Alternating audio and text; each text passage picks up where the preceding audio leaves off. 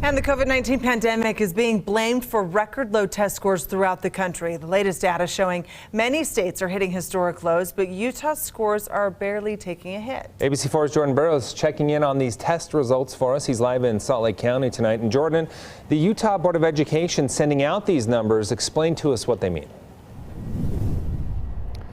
Yeah, as the Utah State Board of Education told me, those numbers are telling.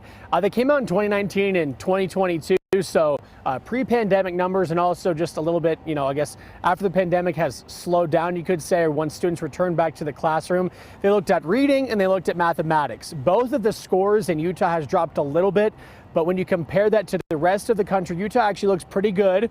USBE said students, are pretty resilient in this fact that the numbers, aren't too bad. But the Utah State Board of Education says the numbers are looking good enough for them to say that Utah is on the road to recovery when it comes back to some sense of normalcy back in the classroom. So let's dig into these numbers. It's between 4th and 8th graders.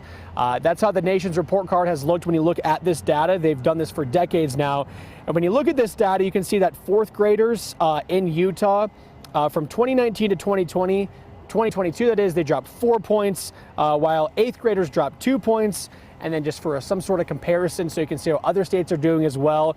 4th graders in Idaho and Nevada for their reading scores dropped 8 and 6 points. The data is compiled by the National Assessment of Educational Progress.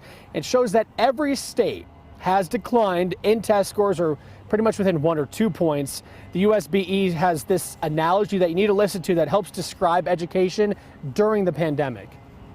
So we're all traveling along in a car at 55 miles an hour. Suddenly we're out of gas. And at this point, what we need to do is get out of the car and start walking. So we're still making progress, but we're not going 55 miles an hour. One of the more interesting, stats that you can see here on your screen asks students if they had a quiet place to study or to work. 70% of low-performing students, which is the bottom 25% of students, said they did. But for high-performing students, 91% of students, said they did have that quiet place to do their studies. And also one more point, another question that was inside of that data says that 8 out of 10 high-performing students had access to a laptop or computer to do their work.